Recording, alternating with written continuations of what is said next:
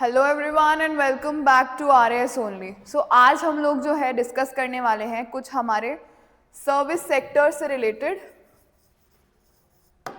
Service sector plus आर welfare,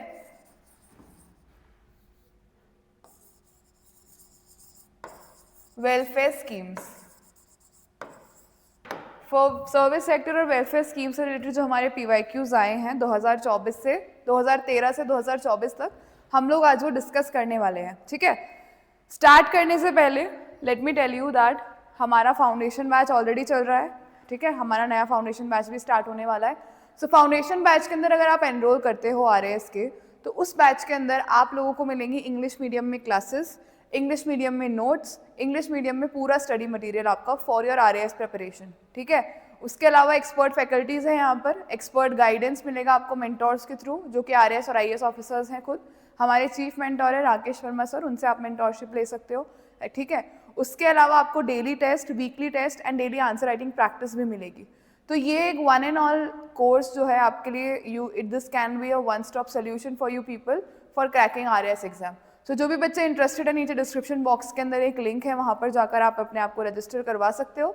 उसके अलावा जो बच्चे ऑलरेडी प्रिपरेशन कर चुके हैं, ठीक है, उन्होंने कोई ना कोई स्टेज पास करी हुई है, तो उन बच्चों को अगर अपना सिर्फ अपनी एबिलिटी या अपना एग्जाम कॉन्फिडेंस चेक करना है, तो वो बच्चे हमारी टेस्ट सीरीज ज्वाइन कर सकते हैं।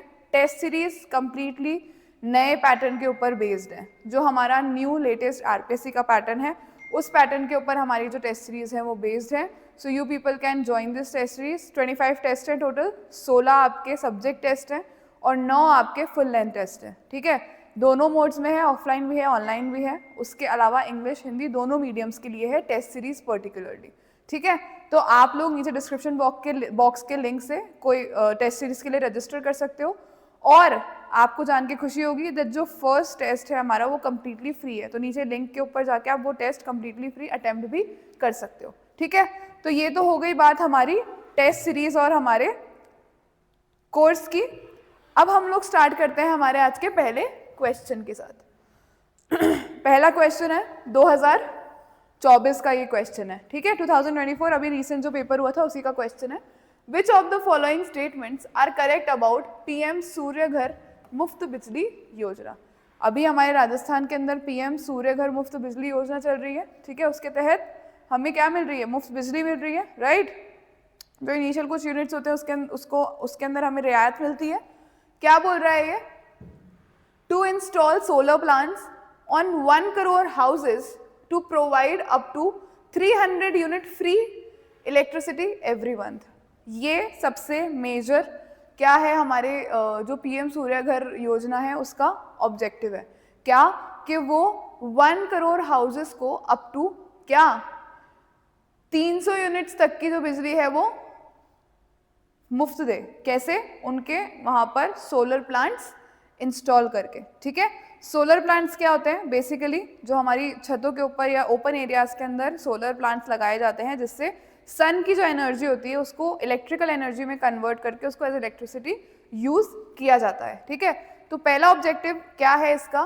To install what? Solar plants on how many? 1 crore houses and to provide 3000 unit free electricity every month. ठीक है, 300 units free electricity every month. So this statement is absolutely correct. Next statement पे चलते हैं हम।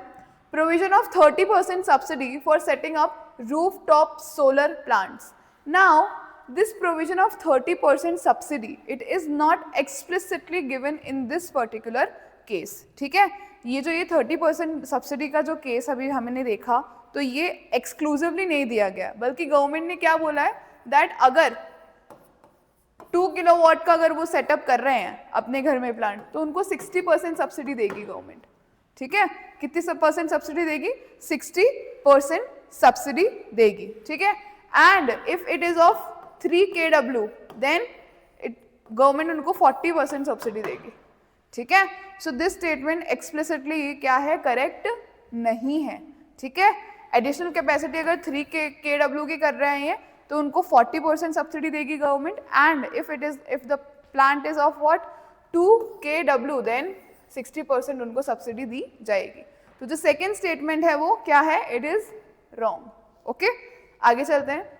100% online system for registration, application, approval and grant, absolutely correct. जो हमारा PM Surya Ghar मुफ्त बिजली योजना का क्या है, नेशनल पोर्टल है, उसके थ्रू ये सारा जो है चीजें की जाएंगी। ठीक है, 100% पूरा सिस्टम, रजिस्ट्रेशन, एप्लीकेशन, अप्रूवल और ग्रांट तक किसके हाथ में है, ऑनलाइन सिस्टम के हाथ में है, जो हमारा नेशनल पोर्टल है इस पर्टिकुलर स्कीम का, उसके हाथ में है। ठीक है, कहीं आपको कोई ऑफलाइन फॉर्म, ऑफलाइन कुछ भी नहीं करना है, ऑफलाइन डीलिंग नहीं है, सब कुछ, everything will be granted online only. So this statement is absolutely correct. ठीक है, आगे देखते हैं।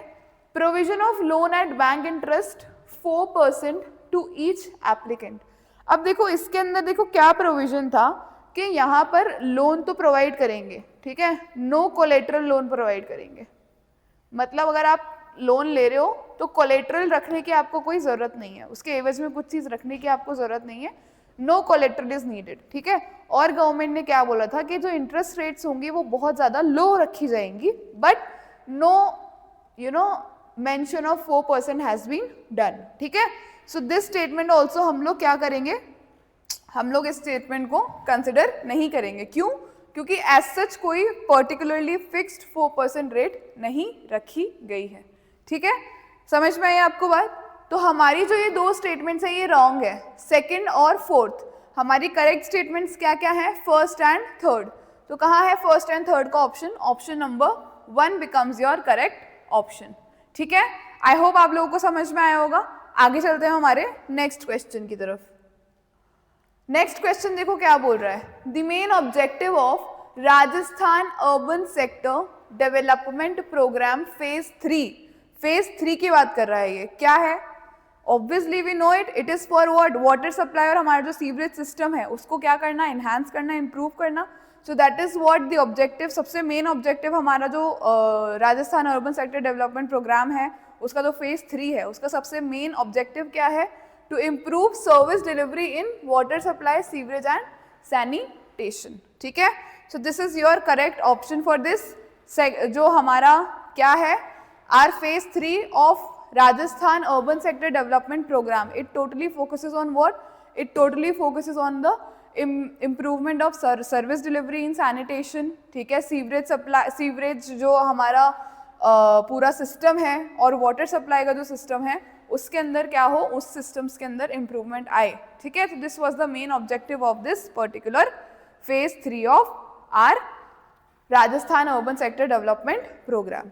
ठीक है, आई होप आप लोगों को ये चीज़ समझ में आई होगी। काफ़ी डायरेक्ट चीज़ है, काफ़ी फैक्चुअल है, इसमें कोई इफ एंड बट वाली सिस्टम नहीं है। अब ये कैसे कैसे करेंगे, देखो सबसे पहले तो वाटर सप्लाई जो सिस्टम है हमारा, आप लोगों ने भी देखा होगा, आपके जो वाटर सप्लाई सिस्टम है वो जगह जगह के ऊपर खड्डे खोद के और मतलब रोड्स जो है उनको खोदा जा रहा है, और उसका जो सप्लाई सिस्टम अगर कहीं से कुछ भी खराबी है वो है तो वो सब चीज़ें करी जा रही थी, right? Yes or no? So this all comes under your phase 3, okay, of what? Rajasthan Urban Development Program. ठीक है, समझ में आई सब लोगों को इतनी सी बात? उसके अलावा construct new roads, improve health services, to improve school education. So these all are very generalistic views, generalistic points, but हमारा जो क्वेश्चन पूछ रहा है इस फेज 3 का मेन ऑब्जेक्टिव क्या है? तो फेज 3 का मेन ऑब्जेक्टिव है हमारा जो वाटर सप्लाई सिस्टम है उसकी डिलीवरी को अच्छा करना, हमारा जो सीवरेज सिस्टम है उसको अच्छा करना, हमारा जो सैनिटेशन है उसको और इम्प्रूव करना। ठीक है, इसके अंदर आपके जो सैनिटेशन वर्कर्स हैं, जो सैनिटेशन वर्कर्स होते हैं उनकी जो टेक्निकल नॉलेज है उसको भी इन्हांस करना आएगा। ठीक है, टेक्निकल नॉलेज, और वो मशीन्स का यूज़ करें, किसी भी तरीके की मैन हैंडलिंग ना हो वहाँ पर सीवेज की, क्योंकि वहाँ पर टॉक्सिक मटेरियल्स होते हैं। So all of these things will be ensured by this particular program. ठीक है, आई होप आप लोगों को समझ में आया होगा। आगे चलते हैं। Who among the following are eligible for Aastha scheme in Rajasthan? तो आस्था स्कीम क्या है, सबसे पहले तो हम ये जानते हैं। आस्था स्कीम बेसिकली जैसे बीपीएल वालों को, बीपीएल जो फैमिलीज होती हैं जैसे बेनिफिट्स उनको मिलते हैं, उसी तरीके से आस्था कार्ड जिन फैमिलीज के पास होते हैं उनको वो सारे बेनिफिट्स मिलते हैं। ठीक है, ओके। तो कौन सी फैमिलीज जो होती हैं वो आस्था स्कीम के लिए एलिजिबल होती हैं? तो first is BPL card holders. No, क्यों? क्योंकि बीपीएल कार्ड होल्डर्स जो हैं वो ऑलरेडी क्या उनको बेनिफिट्स मिल रहे हैं वो वाले, ठीक है। तो जो आस्था फैमिलीज होती है ना, उनको भी बीपीएल कार्ड होल्डर्स के जैसे ही बेनिफिट्स मिलते हैं, लेकिन वो बिलो पॉवर्टी लाइन वाले लोग नहीं होते। वो कौन सी फैमिलीज होती हैं? इन विच 2 or more people are specially abled category with more than 40% of disability. जिन फैमिलीज के अंदर, जिन परिवारों के अंदर 2 या उससे ज्यादा लोग क्या होते हैं? स्पेशली एबल्ड होते हैं, स्पेशली चैलेंज्ड होते हैं, ठीक है। और उनकी जो डिसेबिलिटी है वो 40% से ज्यादा है या 40% है, तो उन फैमिलीज को क्या, किसका बेनिफिट मिलता है? आस्था स्कीम का बेनिफिट मिलता है। और जैसे बीपीएल फैमिलीज को बहुत सारे बेनिफिट्स मिलते हैं, जैसे राशन का उनको बेनिफिट मिलता है और भी उनको फाइनेंशियल असिस्टेंसेस मिलते हैं, तो ये सारे फाइनेंशियल असिस्टेंस और राशन वाला जो ये सब चीज़ें होती हैं, all of these benefits are given to these Asha card holders as well, ठीक है। आशा स्कीम के अंदर जो आशा फैमिलीज होती हैं, सॉरी आस्था स्कीम के अंदर जो आस्था कार्ड होल्डर फैमिलीज होती हैं, उनको भी ये वाली जो स्कीम्स, ये वाली जो बेनिफिट्स होते हैं वो प्रोवाइड किए जाते हैं। क्या एलिजिबिलिटी है? 2 लोग या उससे ज़्यादा क्या होने चाहिए? स्पेशली एबल्ड होने चाहिए, और उनकी जो डिसेबिलिटी है वो 40% या उससे ज़्यादा होनी चाहिए, ठीक है। समझ गई बात? तो this is your correct option. Third option क्या है? Person with specially abled category. No. Specially abled category person with more than 40% disability. No, this is the most specific and most eligible family which can get under the Aastha scheme, ठीक है। I hope आप लोगों को समझ में आया होगा कि हमारा करेक्ट आंसर क्या है और क्यों है, ठीक है। आस्था स्कीम क्या है? आस्था स्कीम इन लोगों को जो बीपीएल फैमिलीज को बेनिफिट्स मिलते हैं वो प्रोवाइड करती है, ठीक है। और एक और शर्त होती है कि इन फैमिलीज की जो एनुअल इनकम होती है वो 1.2 लाख से ज़्यादा नहीं होनी चाहिए, ठीक है। इन फैमिलीज की जो फैमिली एनुअल इनकम होती है वो 1.2 लाख से ज़्यादा नहीं होनी चाहिए, okay. So this is how आपकी जो आस्था स्कीम है इन लोगों को बेनिफिट करती है, ठीक है। सबसे मेन यहाँ पर फाइनेंशियल असिस्टेंस होता है, ठीक है। ठीक है, आगे चलते हैं हम नेक्स्ट क्वेश्चन की तरफ। क्या बोल रहा है ये? Mukhyamantri Swanidhi Yojana of Rajasthan aims to empower street vendors. Yes, absolutely. Empower pregnant and lactating women? नहीं, उसके लिए माँ स्कीम होती है, वो होती है। Empower BPL families? No. Empower SC ST families? No. तो मुख्यमंत्री स्वनिधि योजना ऑफ राजस्थान का मेन एम क्या है? स्ट्रीट वेंडर्स को एम्पावर करना। क्यों लेकर आई सरकार ये पर्टिकुलर स्कीम? क्योंकि जब कोरोना काल आया तो ये जो स्ट्रीट वेंडर्स थे, दे वर द पीपल जो इससे बहुत मैसिवली हिट हुए थे, ठीक है। क्योंकि वो लोग क्या है, रोज कमाते हैं रोज खाते हैं, राइट। एंड उस टाइम के ऊपर पूरी इकोनॉमी ठप पड़ गई थी, सब चीजें बंद हो गई थी, एवरीवन वर क्वारंटीन्ड, राइट। तो उसके बाद से इन स्ट्रीट वेंडर्स की लाइफ के ऊपर एक बहुत बड़ा इम्पैक्ट आया था, ठीक है। तो उस इम्पैक्ट को, उस नेगेटिव इम्पैक्ट को कम करने के लिए और थोड़ा सा पॉजिटिव बनाने के लिए गवर्नमेंट लेकर आई थी क्या? मुख्यमंत्री स्वनिधि योजना, ठीक है। अब इस योजना के तहत इन लोगों को फाइनेंशियल असिस्टेंस दिया जाता है ताकि ये अपना बिजनेस जो है वो वापस से सेटअप कर सके, उसको और प्रॉफिटेबल बना सके, या फिर इनको कहीं पर भी किसी भी तरीके का कोई असिस्टेंस चाहिए होता है तो वो दिया जा सके, ठीक है। so that these street vendors can flourish in life। उनकी जो रोजमर्रा का जो उनके एक धक्का लगा था कोविड-19 के टाइम के ऊपर, वो उससे उभर के बाहर निकल सके, ठीक है। आई होप आप लोगों को समझ में आया होगा कि पीएम स्वनिधि योजना क्यों लाई गई थी, क्या रीजन था और अब इसमें क्या होता है, ठीक है। आगे चलते हैं हमारे अगले सवाल की तरफ।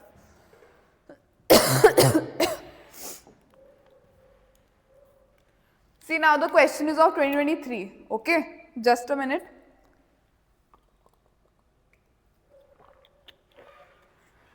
(2023) का क्वेश्चन है। क्वेश्चन देखो क्या बोल रहा है। Consider the following statements regarding Indira Gandhi urban employment guarantee scheme. किसकी बात कर रहे हैं हम? Indira Gandhi urban employment guarantee scheme. क्या बोल रही है statements? It guarantees per year 125 days employment for families residing in urban areas. क्या बोल रहा है ये कि ये पर्टिकुलर स्कीम जो फैमिलीज अर्बन एरियाज में रह रही हैं उनको क्या 125 डेज का एम्प्लॉयमेंट गारंटी करती है पर ईयर. सो अगर हम इसको नरेगा से जोड़ के देखते हैं राइट, तो हम लोग के दिमाग में रहेगा कि यार 100 डेज ही था, तो इस स्कीम के अंदर भी इनिशियली क्या था 100 डेज ही था, ठीक है. बट हमारे राजस्थान में इसको 125 डेज बना दिया था, ठीक है. सो ये जो स्टेटमेंट है ये एब्सोल्युटली करेक्ट हो जाती है, ठीक है. सो आपका जो फर्स्ट स्टेटमेंट है it is absolutely correct because initially the scheme provided what 100 days only, but Rajasthan chief minister के अप्रूवल के बाद ये जो ये एक प्रपोजल था इसको 125 डेज बनाने का वो अप्रूव हुआ और फिर हमारे राजस्थान के अंदर ये पर्टिकुलर स्कीम का जो है बेनिफिट गारंटी ऑफ एम्प्लॉयमेंट कितने दिनों तक मिलेगा, एक साल में 125 डेज तक मिलेगा, ठीक है. आई होप आपको इतनी सी बात समझ में आ गई हो. नाउ क्या बोल रहा है ये that after registration the eligible candidate has to be provided employment in 30 days.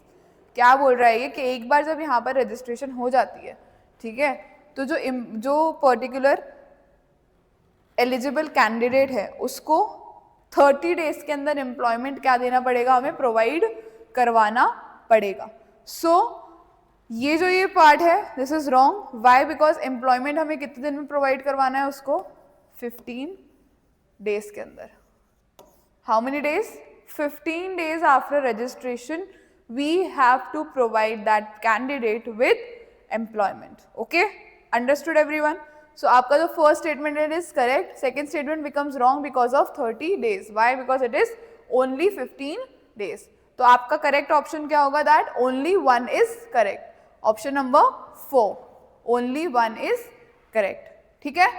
I hope आप लोगों को एक question का pattern समझ में आ रहा हो, ठीक है, कि किस तरीके के questions हमारे से पूछे जा रहे हैं. अभी हमने कितनी स्कीम्स देख ली? एक तो ये स्कीम देख ली Indira Gandhi urban employment guarantee scheme, एक हमने स्वनिधि योजना देख ली, एक हमने आस्था स्कीम देख ली और एक हमने Rajasthan urban sector development program देख लिया, ठीक है. उसके अलावा पीएम सूर्य घर मुफ्त बिजली योजना देख ली. अब इसके अंदर से ये 4 क्वेश्चंस तो देखो आप न्यू क्यों 2024 के पेपर के अंदर थे. तो ये जो ये स्कीम्स हैं बहुत इंपॉर्टेंट होती हैं आपके एग्जाम पॉइंट ऑफ व्यू से, ठीक है. एग्जाम के अंदर आपका जो इकोनॉमिक रिव्यू है उसके अंदर जितनी भी स्कीम्स हैं उसके एटलीस्ट भी नहीं तो 4-4 पॉइंट्स आप लोगों को याद होने चाहिए. जो 4 मेन पॉइंट्स है उसके 2 फैक्ट्स और 2 पॉइंट्स आपको याद हमेशा होने चाहिए, सो दैट इफ अगर आपके सामने वो क्वेश्चन आता है तो आप उसमें से या तो एलिमिनेट कर पाओ या उसमें से करेक्ट ऑप्शन को चूज कर पाओ, ठीक है. क्वेश्चंस करने का हमारा रीजन यही है कि आपको आगे का तरीका पता चले कि आपको अपनी प्रिपरेशन किस तरीके से करनी है, ठीक है. आई होप इन क्वेश्चन से आपको समझ में आया होगा that how you need to cater these kind of schemes, कैसे हम लोग को क्या चीज़ें पढ़नी है इन स्कीम्स के अंदर, what are important things in these schemes, ठीक है.